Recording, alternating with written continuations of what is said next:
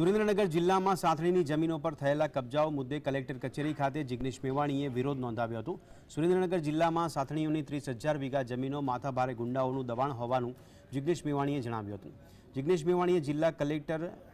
સમક્ષ સાથણીની જમીનના મૂળ માલિકોને લઈને રજૂઆત કરી હતી અને તંત્ર દ્વારા કોઈ પગલાં નહીં લેવામાં આવે તો આગામી 25 ઓગસ્ટે સાયલા ખાતે સાથણીની જમીનો પર થયેલ કબજા ખુદ ધારાસભ્ય જિગ્નેશ મેવાણી ખાલી કરાવશે। કે સુરેન્દ્રનગર જિલ્લામાં ઓછામાં ઓછી